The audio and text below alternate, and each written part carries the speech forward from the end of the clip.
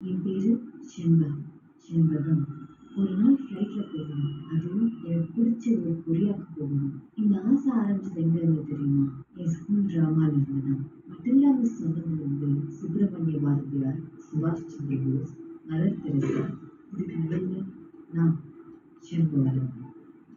யாரும் தெரியல. அப்போ வரைக்கும் எனக்கும் தெரியாது. ஒரு தமிழ் பொண்ணு கன்னியாகுமரியிலிருந்து கொரியாவுக்கு போன ஒரு தடவை. நம்ம தமிழ்நாட்டின் கலாச்சாரமும் பண்பாடும் எண்ணிலடங்காத தமிழ் மொழி வார்த்தைகளும் இப்போ வரைக்கும் கொரியால பயன்பாட்டில் இருக்குன்னு சொன்னா நீங்க நம்புவீங்களா? இதுக்கு காரணம் வேற யாரும் இல்லை, நம்ம ராணி செண்பகம் தான். அன்னைக்கு எல்லாரும் என்ன அந்த ராணியாவே பார்த்தாங்க. எங்க அப்பாவை பார்த்துட்டு அவர் முகத்துல அவ்வளோ ஒரு சந்தோஷம்.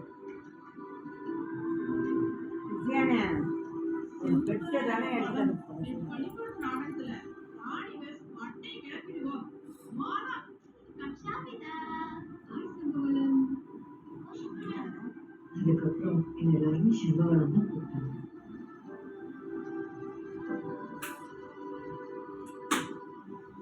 கொரியாவை பத்தி நிறைய தெரிஞ்சுக்க ஆரம்பிச்சேன்.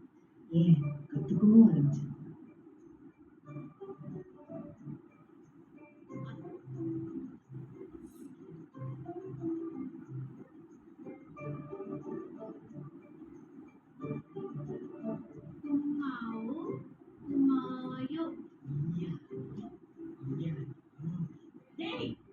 என்னடா பண்ணிட்டு இருக்க?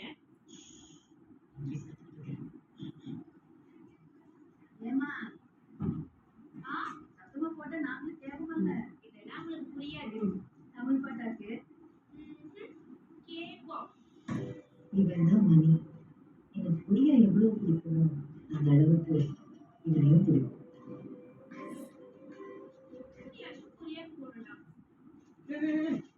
என்கிட்டயே கேட்க வேண்டியதானே?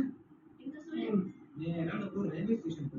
ஒரு யானை கேளு, டிக்கெட் கொடுப்பான், வாங்கிட்டு போயிட்டே இரு. கொரியாக்கு ட்ரெயினுக்கு போவோம். போய் எங்களுக்கு பிளாட்ஃபார்ம்ல உட்காரு, அரை மணி நேரத்துல வந்துடும். வண்டியில மூலையில ஓடுது, எவ்வளோ ட்ரெயின்ல கொரியாவுக்கு போனா? இல்லப்பா, கூட படிக்கிற மணி தான் சொன்னேன். மணி சொன்னா உனக்கு என்ன அறிவு போச்சு? முட்டா முட்டா முட்டா. ரெண்டு இட்லி விடுமா? ஏங்க இருந்தாலும் என்னைய கூப்பிட்டு ஏன் சின்ன குழந்தை பட் நீ போய் கல்ல போக. எங்க அப்பாவுக்கு ஒரு பெரிய ஆசை இருந்துச்சு. நான் வளர்ந்ததுக்கு அப்புறம் இந்த மெஸ்ஸை என்கிட்ட கொடுத்துருவாங்க. அதை நம்ம பெரிய ஹோட்டல் ஆக்கணும்னு அவரோட ஆசை. 10th எக்ஸாம் முடிய போகுது. நெக்ஸ்ட் என்ன பிளான்?